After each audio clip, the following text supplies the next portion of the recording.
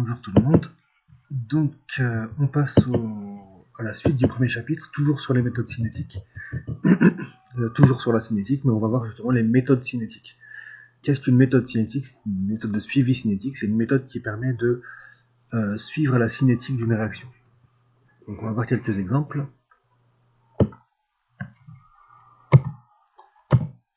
Donc quand on veut mesurer l'évolution temporelle d'un système chimique, on peut utiliser plusieurs méthodes. Une première méthode, de suivi par chromatographie sur couche mince. Je vais développer un petit peu toutes ces méthodes tout à l'heure. Mais c'est que quand vous faites une réaction qui dure un certain temps, qui dure 1 heure par exemple, toutes les 5 minutes, 10 minutes, vous allez prélever une petite partie de un petit échantillon de votre milieu réactionnel et vous allez faire une chromatographie sur couche mince pour voir s'il y a des produits qui ont été synthétisés ou pas, et s'il est réactif, il y en a toujours ou pas. Donc quand il n'y a plus de réactif, ça veut dire que la réaction est terminée.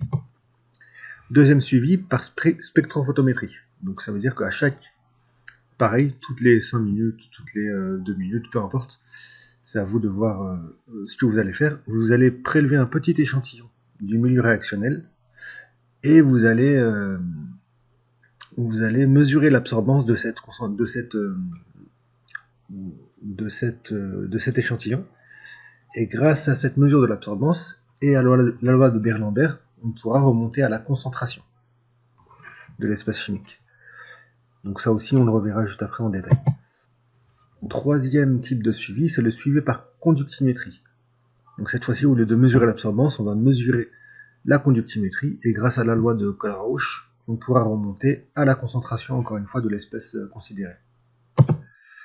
La quatrième façon de suivre la cinétique d'une réaction, c'est par titrage. Pareil, on prend un petit échantillon du milieu réactionnel, et cette fois-ci, au lieu de mesurer l'absorbance ou la conductivité, on va réaliser un titrage dessus, pour pouvoir ensuite trouver la concentration. Et le dernier type, celui que vous ne connaissez peut-être pas encore, c'est le suivi pressiométrique, c'est-à-dire si un des réactifs est un gaz, on ne peut pas connaître la concentration d'un gaz. Mais ce qui nous importe en réalité, c'est pas la concentration, c'est la quantité de matière. Et comment trouver la quantité de matière dans les méthodes précédentes, donc par la spectrophotométrie, par la conductimétrie ou par le titrage, la quantité de matière, on la trouve grâce à la concentration. On peut la trouver même directement. Par contre, dans le cas d'un gaz, on peut mesurer la pression. Et la pression, on le verra tout à l'heure, grâce à la loi des gaz parfaits, on peut remonter, à partir de la pression, à la quantité de matière. Et donc suivre l'évolution de la réaction. Donc, on va maintenant y aller étape par étape. Donc, dernière étape, on a dit que ce que j'ai mis en bas, c'est qu'il existe aussi le suivi par pH-métrie. Donc, au lieu de mesurer la spectrophotométrie ou la conductimétrie, on peut aussi mesurer le pH, mais ça, comme on n'a pas encore vu le cours, on le verra dans la semaine prochaine, je crois que ça commence le pH. Donc, qu'est-ce qu'on fait dans ces différentes méthodes? Plein de choses en commun. Premièrement, on prélève un échantillon à intervalles de temps réguliers. Comme je vous ai dit tout à l'heure, toutes les 2 minutes, toutes les 5 minutes, toutes les 30 secondes, peu importe. Ça dépend de la réaction. Ensuite, qu'est-ce qu'on fait? On stoppe la réaction. On la ralentit au maximum. Pourquoi est-ce qu'on stoppe la réaction? Parce que quand on prélève l'échantillon, si la réaction continue, le temps qu'on mesure la conductivité ou l'absorbance ou qu'on fasse le titrage, il se sera passé aussi un laps de temps. Et dans ce cas-là, ça voudrait dire que on ne va pas mesurer, donc on ne va pas mesurer l'absorbance, donc retrouver la concentration au temps indiqué par le chronomètre quand on a prélevé l'échantillon du milieu réactionnel, mais on va perdre ce temps-là. Donc le mieux c'est, on prélève, directement on stoppe la réaction, et comme ça on a tout le loisir de faire ces mesures, soit par conductimétrie, soit spectrophotométrie, soit titrage, ou soit pressiométrie.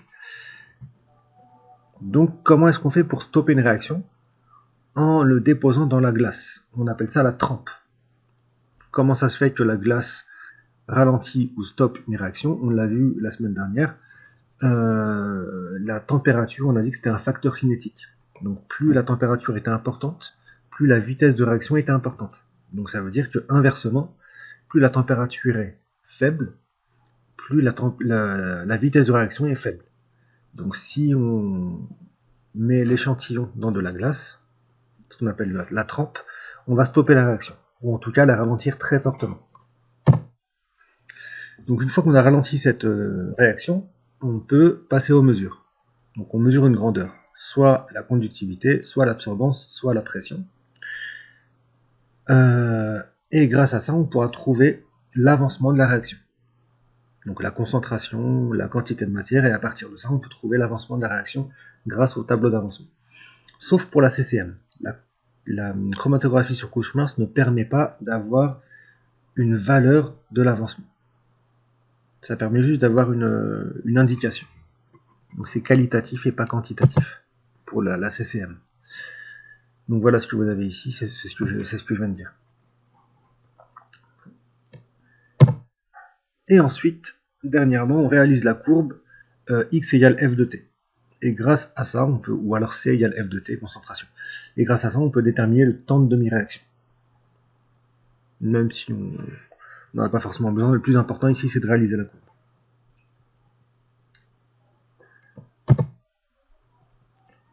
Donc, quelques exemples. Ici, vous avez la formation d'un produit. Ici, la disparition d'un produit, d'un réactif, n'importe quoi, pardon. Ça diminue.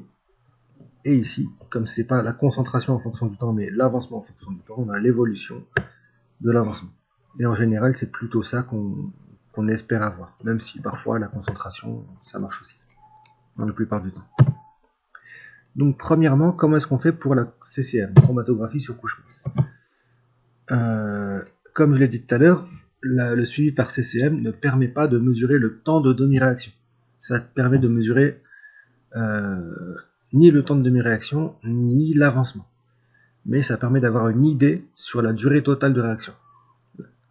Sachant que, rappelez-vous, le temps de demi-réaction, c'est pas la durée totale divisée par 2.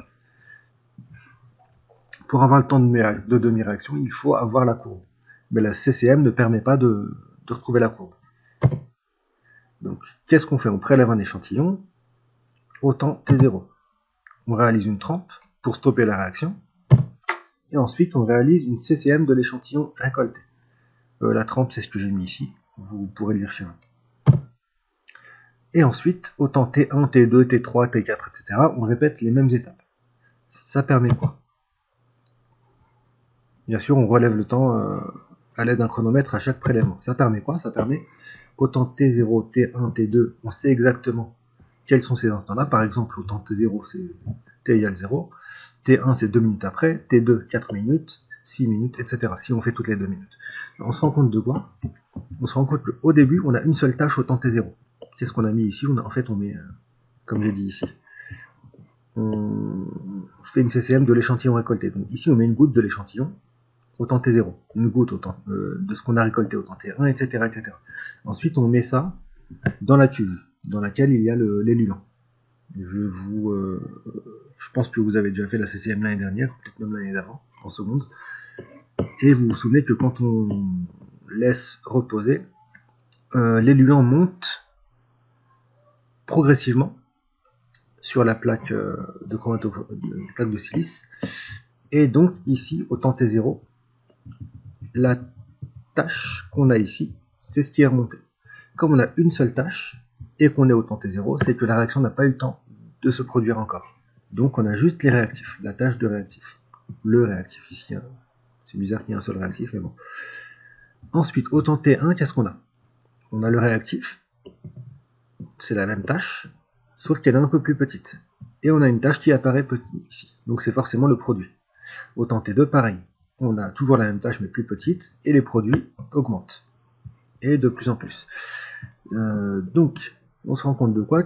C'est qu'au temps T5, ici, on n'a plus de réactif, ni au temps T6. Et que les produits, la tâche n'augmente pas. Donc ça veut dire qu'entre T4 et T5, la réaction s'est terminée. Donc on sait que par exemple, si T4 ça correspond à 8 minutes, et T5 à 10 minutes, ça veut dire qu'entre 8 et 10 minutes, la réaction s'est terminée. C'est tout ce qu'on peut dire avec la chromatographie sur couche basse. On ne peut pas donner le temps de demi-réaction, etc., etc. Ensuite, le suivi par spectrophotométrie. Qu'est-ce qu'on fait? D'abord, on va revenir sur ce qu'est la spectrophotométrie. Il faut se souvenir qu'une espèce chimique peut réagir avec un rayonnement, peut interagir avec un rayonnement électromagnétique en absorbant une partie de son énergie. Donc s'il y a de l'énergie, par exemple lumineuse, qui arrive au sein d'un atome, l'électron peut s'exciter. Ça veut dire passer de l'état fondamental, de son état fondamental au niveau de l'énergie, à un état excité. Et ensuite, il va relibérer cette énergie en revenant à son état fondamental. Normalement, vous vous souvenez de ça. On l'a fait l'année dernière.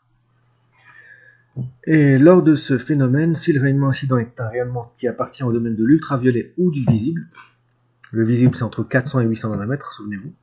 Donc, entre l'ultraviolet et le visible, par exemple, entre 200 et 800 nanomètres, un électron peut absorber une partie de cette énergie en passant à un niveau excité.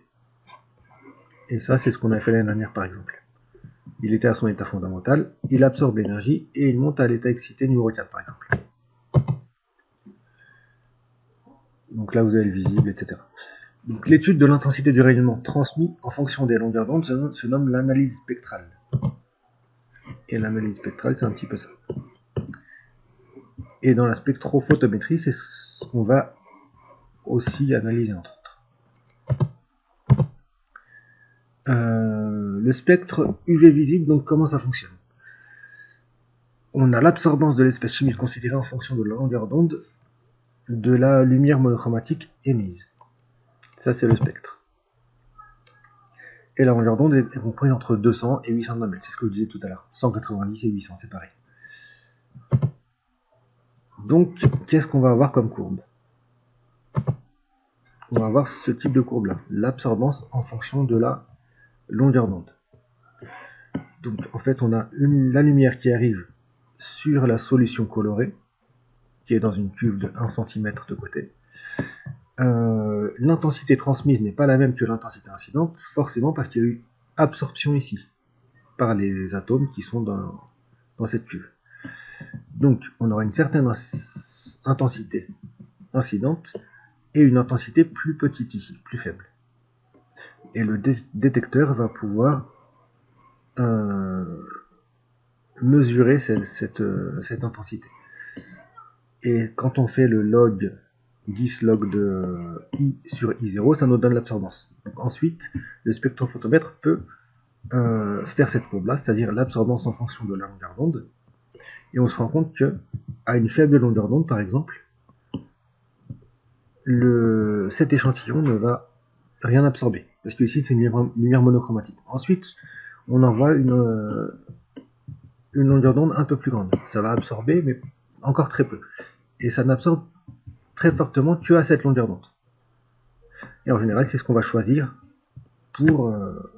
on va régler le spectrophotomètre à cette longueur d'onde, qui représente un maximum d'absorption, pour avoir une meilleure fiabilité. Ça, c'est juste un rappel, normalement. La couleur de la solution, c'est ce que je vous ai dit ici, et la couleur complémentaire de la couleur absorbée. Pourquoi? Parce que si vous avez une certaine lumière ici, incidente, vous vous rappelez que si, par exemple, imaginez que ça, ce soit bleu, cette solution soit bleue. Si cette solution est bleue, ça veut dire qu'elle diffuse le bleu.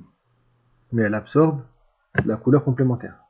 Elle absorbe donc le rouge et le vert. Donc elle absorbe le jaune. Rouge et vert, ça fait jaune. Choix de la longueur d'onde, ça je vous l'ai déjà dit aussi. Donc je ne vais pas aller plus loin dessus, je vous laisserai regarder. Mais je l'ai déjà dit. Note Berlambert. Vous vous souvenez que la note Berlambert, elle dit que l'absorbance.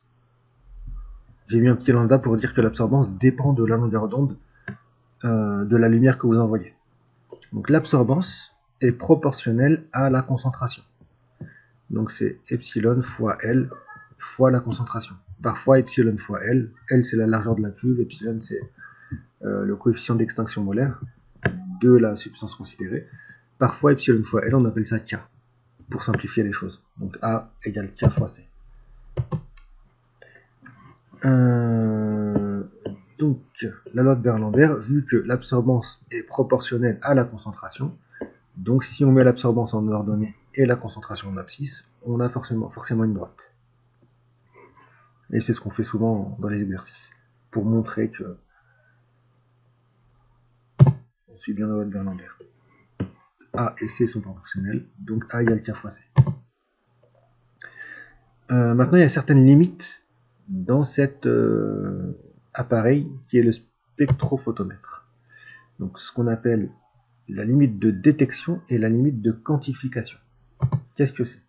Donc, la limite de détection, je vous laisserai lire ça chez vous, c'est la limite, c'est-à-dire que si vous avez une solution qui est trop peu concentrée en l'espèce chimique qui est colorée, le spectrophotomètre ne pourra pas détecter la présence de cette espèce chimique. Elle ne détecte la présence de l'espèce chimique qu'au-delà d'une certaine concentration. C'est comme si vous aviez un verre de menthe avec de l'eau, et que vous mettiez une micro-goutte de menthe. Ben, votre œil ne détectera même pas que le verre est un petit peu vert, que l'objet est un peu de couleur verte. On verra que c'est pratiquement que de l'eau. Et c'est seulement si on met assez de menthe que notre œil détecte que c'est un petit peu vert quand même. Donc là c'est pareil pour le spectrophotomètre, même si c'est beaucoup plus sensible que notre œil. Donc la limite de détection c'est ça. Par contre, à cette limite là, le spectrophotomètre sait qu'il y a présence de cette espèce chimique, mais il n'est pas capable encore de dire combien il y en a, de donner la concentration, parce que c'est pas suffisant. Ce n'est qu'à partir de la limite de quantification qu'il sera capable de dire combien il y en a. Donc il y a la détection et ensuite il y a la quantification.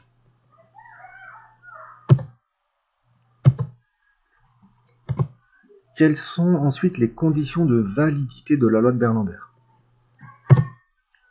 Premièrement, il faut que la lumière incidente soit monochromatique. C'est ce que je vous ai dit tout à l'heure. Deuxièmement, que la solution soit limpide. Il ne faut pas que ce soit trop foncé ou alors qu'il y ait trop de choses qui noircissent la solution, qui la rendent un peu... comment dire, l'inverse de limpide, je perds le mot. Vous avez compris, je pense. Et ensuite, il faut être dans des conditions où la concentration en espèces n'est pas trop élevée. Tout à l'heure, on avait dit qu'il fallait qu'elle soit assez élevée pour pouvoir la détecter, puis la quantifier. Mais maintenant, on voit que de l'autre côté, si elle est trop élevée, le spectrophotomètre ne sera pas capable de bien donner la concentration, entre guillemets. Donc, qu'est-ce que c'est? Ici, vous avez l'absorbance en fonction de la concentration. Et la loi de Beer-Lambert dit que on a une droite qui passe par l'origine. C'est le domaine de linéarité. C'est une fonction linéaire. Donc c'est A égale K fois C. Sauf que ça ne fonctionne pas au-delà d'une certaine limite, qui s'appelle la limite de linéarité. Donc ça veut dire que si vous avez une concentration trop importante, vous ne serez pas capable de donner la vraie concentration. Si vous avez une concentration trop importante et que vous mesuriez l'absorbance, vous ne serez pas capable de donner la vraie concentration parce que vous allez vous dire que la loi de Beer-Lambert est respectée. Donc vous allez faire la droite et la continuer jusqu'en haut. Donc si l'absorbance est ici, vous allez vous dire que ça se croise à peu près ici et trouver donc une concentration telle. Alors que si c'est ici, la concentration, on va plutôt la trouver vers là. Donc elle sera ici. J'espère que j'ai été clair. Donc, pour récapituler, pour pouvoir utiliser un spectrophotomètre et la loi de Beer-Lambert, il faut déjà que la concentration ne soit pas trop importante pour pouvoir utiliser la loi de Beer-Lambert, et d'un autre côté qu'elle soit assez élevée pour dépasser la limite de détection et la limite de quantification. Donc c'est entre la limite de quantification et la limite de linéarité qu'on peut utiliser la loi de Beer-Lambert en réalité. Donc maintenant le suivi. ça permet de tracer la courbe A égale A en fonction du temps. Donc on prélève un échantillon, comme tout à l'heure, comme pour la CCM. Ensuite, on dépose rapidement l'échantillon dans une cuve adaptée à la spectrophotométrie. Au pire, entre-temps, on peut mettre dans un comment dire, on peut réaliser la trempe, mais là c'est pas vraiment nécessaire parce que le spectrophotomètre va, on peut mettre directement la cuve dans le spectrophotomètre. Et ensuite, après avoir fait le blanc, on dépose la cuve. N'oubliez pas, on fait toujours le blanc quand on utilise le spectrophotomètre. On dépose la cuve dans le spectro et on relève les valeurs d'absorbance à intervalles de temps régulier. Ça veut dire qu'on prélève plusieurs échantillons à intervalles de temps régulier et on mesure la valeur d'absorbance de cet échantillon. Et ensuite, on peut réaliser la courbe A en fonction du temps. Et grâce à cette courbe, on peut suivre l'évolution de la réaction, trouver le temps de demi-réaction, etc., etc. Encore une fois, je vous dis, n'oubliez pas, si vous êtes en TP, de bien déclencher votre chronomètre à chaque prélèvement. Donc le temps de demi-réaction, il va être à Amax sur 2, donc il va être ici à peu près à 20 minutes. Et la réaction se termine au bout d'environ 140 minutes. Donc elle n'est pas tout à fait terminée à 120, 110. À 140, elle est à peu près terminée. Donc on voit bien que le temps de demi-réaction, c'est pas 140 divisé par 2. C'est Amax divisé par 2, et ensuite on fait le projeté orthogonal.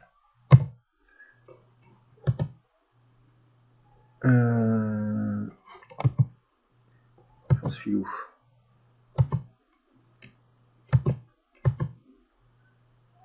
Ah, le dosage par étalonnage cette fois-ci. Spectrophotométrique. Ça, je pense que vous l'avez déjà vu normalement dans le chapitre 0. Je vais pas le répéter, je vous laisse le relire. Donc on fait un dosage par étalonnage spectrophotométrique, c'est possible.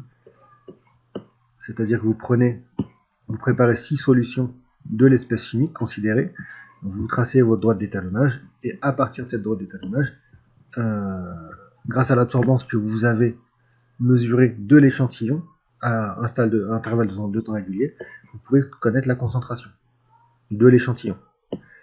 Donc forcément, au début par exemple, l'absorbance elle sera élevée et vous pouvez trouver la concentration, et de plus en plus, l'absorbance sera de plus en plus faible si c'est le réactif qui est coloré. Si c'est le produit, l'absorbance sera de plus en plus élevée,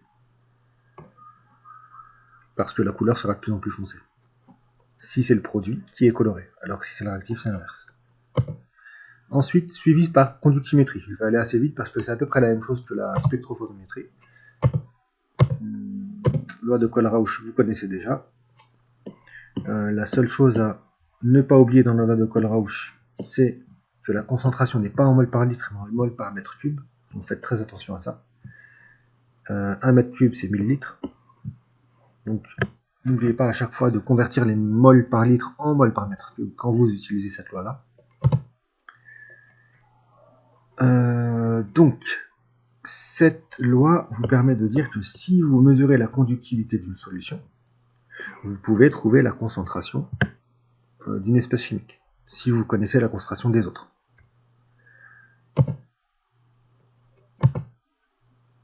Donc ça, je vous le mets, ça c'est la conductivité molaire ionique, c'est le chi lambda. Attention, j'ai vu la semaine dernière que certains parmi vous pensaient que lambda c'était longueur d'onde, rien à voir. Dans la loi de Kohlrausch, le lambda c'est la conductivité molaire ionique, ce n'est pas la longueur d'onde. Donc c'est en Siemens par mètre carré par mol. Vous l'avez ici. Donc qu'est-ce qu'on fait pour suivre par conductimétrie, pour suivre une réaction? D'abord on dépose une sonde conductimétrique dans le milieu réactionnel. Donc cette fois-ci il n'y a pas forcément besoin de prélever un échantillon. On met directement la sonde dans le milieu réactionnel et ce qu'on va faire c'est qu'on va mesurer un intervalle de temps régulier. Donc on démarre la réaction et on relève des valeurs de conductivité à intervalle de temps régulier. Donc c'est un peu plus simple par conductimétrie. Ensuite on établit le lien entre la conductivité de la solution et l'avancement ou la concentration grâce à la loi de Kohlrausch. Et ça nous permet ensuite de trouver une relation de l'avancement en fonction du temps. Si on s'arrête là, on peut avoir directement la conductivité en fonction du temps. Et grâce à ça, trouver ensuite le temps de demi-réaction, etc. Ça, c'est juste un petit rappel. La pente, comme on a vu la semaine dernière, la pente d'une courbe, c'est sa dérivée. Donc la dérivée de l'ordonnée par rapport à l'abscisse. Donc dx sur dt.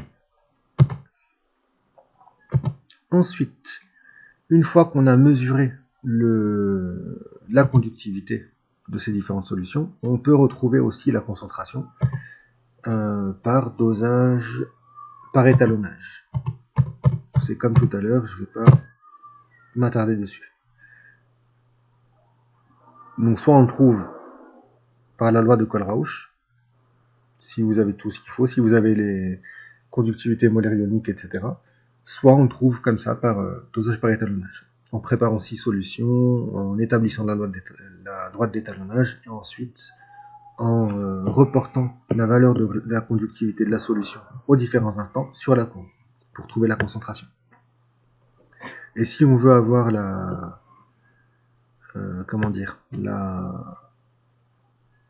courbe x en fonction du temps, donc l'avancement en fonction du temps, on doit revenir au tableau d'avancement. Quatrième type de suivi, c'est le suivi par titrage. Donc le suivi par titrage, qu'est-ce qu'on fait? Le but, c'est de tracer la courbe x égale f de t. Donc, on prélève un échantillon du milieu réactionnel, comme vous le voyez sur le schéma. Ensuite, on réalise la trempe pour que la réaction ne se poursuive pas, donc pour stopper la réaction. Et c'est au moment où vous prélevez que vous, j'ai oublié de le dire, que vous arrêtez le chronomètre. Que vous prélevez le temps sur le chronomètre plutôt. Vous réalisez la trempe pour stopper la réaction, et ensuite, vous réalisez le titrage. Donc, comme vous avez réalisé la trempe, la réaction entre les deux réactifs qui sont à l'intérieur ne se fera pas. Mais la réaction ici va se faire. Parce que c'est une réaction qui est très rapide. Une réaction de titrage. Et on répète les mêmes étapes au temps T2, T3, T4, etc. Jusqu'à ce que le réactif disparaisse. Donc ça, c'est une méthode qui est peut-être un petit peu plus longue à faire. Parce qu'il faut faire plusieurs titrages. Le plus rapide, je pense, c'est plutôt de réaliser des mesures de conductivité ou de conductivité. J'ai déjà dit conductivité. Donc d'absorbance ou de conductivité.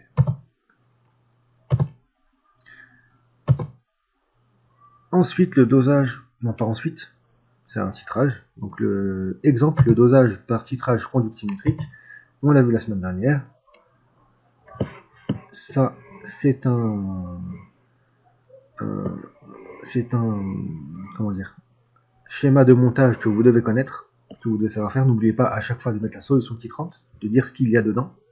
La solution attitrée, dire ce qu'il y a dedans. Soit A titré, soit titré et E. Et de mettre à chaque fois la concentration et le volume, pour les deux. Ici, ce sera la concentration inconnue. Ça, c'est la prise d'essai. Ici, ce sera le volume équivalent qui nous intéressera. Ensuite, je vous avais expliqué déjà pourquoi est-ce que ça augmentait, que ça diminuait, etc.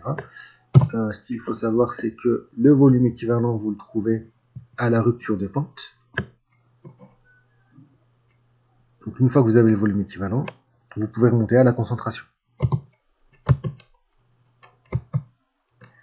Ça, je vous l'ai déjà dit aussi. La conductivité de la solution diminue, soit quand des espèces chargées se transforment en espèces neutres, soit quand des espèces chargées se transforment en d'autres espèces chargées, mais de conductivité molaire plus faible. Ça, on l'a déjà vu. Donc je vais avancer un petit peu. Et grâce au tableau d'avancement, on a ici, je vais en profiter pour revenir sur les exercices qu'on avait en TD. Quand vous avez un titrage, il faut toujours mettre là l'équation bilan de la réaction support de titrage. Grâce à cette équation bilan de réaction support de titrage, vous pouvez ensuite trouver l'équation qui vous permettra de trouver la concentration. Donc cette équation, elle vient d'où? Elle vient de la quantité de matière de ça à l'équivalence, parce que c'est la titrante, sur ce coefficient stoichiométrique est égal à la quantité de matière de ça initialement présent dans le bécher, divisé par ce coefficient stoichiométrique. Donc c'est pas forcément 1 et 1. Si ici vous avez 2 et 3, ben ce sera 2 et 3 en bas. Donc la concentration, vous la retrouvez parce que N égale C fois V. La quantité de matière est égale à la concentration molaire fois le volume. Et là, vous pouvez ensuite tracer votre courbe de concentration en fonction du temps.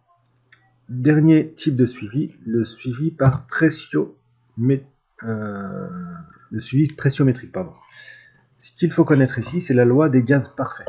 Donc si un des produits se forme en état gazeux, est un gaz, donc pour pouvoir suivre l'évolution de la quantité de matière de ce produit, il faut pouvoir mesurer quelque chose.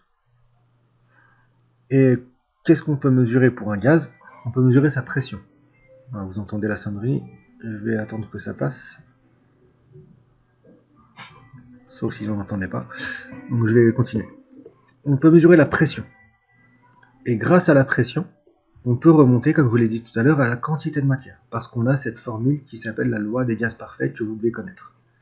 On la reverra aussi en thermodynamique dans quelques mois. Donc la pression fois le volume est égale à la quantité de matière de l'espèce chimique considérée fois une certaine constante, qu'on appelle la constante des gaz parfaits, fois la température. La température qui est là est en Kelvin, pas en degrés Celsius. Je vous rappelle que, je ne sais pas si je l'ai mis ici, non peut-être pas. Comment est-ce qu'on passe des Kelvin au degrés Celsius ou inversement? Vous savez que 0 degrés Celsius, c'est moins 273 Kelvin. Donc si vous voulez avoir une température en Kelvin, vous additionnez 273 à la température en degrés Celsius. Par exemple, 25 degrés Celsius, en Kelvin, ça donne 273 plus 25. Ça fait 298 Kelvin. Donc, grâce à cette formule-là, on peut isoler la quantité de matière. C'est P fois V divisé par RT. Et c'est ce que j'ai mis ici. Vu que lui, on va dire que c'est un gaz, c'est un produit qui se forme à l'état gazeux. Donc, dans le tableau d'avancement, je pourrais pas mettre N égale C fois V, parce qu'on n'a pas de concentration pour un gaz. Par contre, on peut mesurer une pression. Donc la quantité de matière, je peux le remplacer par PV sur RT, comme ici. Et dans ce cas-là, qu'est-ce qu'on va avoir? La quantité de matière de C, c'est égal à la pression de C fois le volume divisé par RT. Et comme cette quantité de matière de C, c'est C fois X à n'importe quel instant, donc on sait que C fois X, c'est égal à tout ça. Donc X, c'est égal à tout ça divisé par C. Donc le C, il est ici. Le C, c'est le coefficient stoichiométrique qu'il y a ici. En général, il y a souvent des 1, mais bon, c'est pas forcément le cas. Attention, le manomètre mesure la pression totale à l'intérieur du récipient. Donc ce petit P là, c'est pas la pression totale que vous mesurez au manomètre. La pression totale, c'est la pression P0, donc la pression initiale qu'il y avait dans l'échantillon, plus la pression qui a permis d'augmenter cette pression, donc la pression qui est due au gaz en plus, au C. Donc finalement, PC c'est égal à P moins P0. On fera ça en exercice, vous allez voir, c'est pas très compliqué. L'essentiel, pourquoi c'est comme ça? Je ne sais pas pourquoi c'est comme ça, peu importe. Donc vous avez une fiche ici qui vous résume l'essentiel. Ça ne vous dispense pas de faire une fiche vous-même. Et ensuite, vous avez aussi, pardon, j'ai oublié ça, et vous avez aussi quelques idées de grand oral, mais c'est la même chose que pour le chapitre qu'on a vu la semaine dernière, vu que c'est le même chapitre. C'est juste la suite de ce chapitre-là. Donc voilà, j'espère que j'ai été assez clair. Faites le QCM pour voir si vous avez bien compris. Et n'hésitez pas à faire les exercices s'ils sont déjà en ligne. À bientôt en live. Au revoir tout le monde.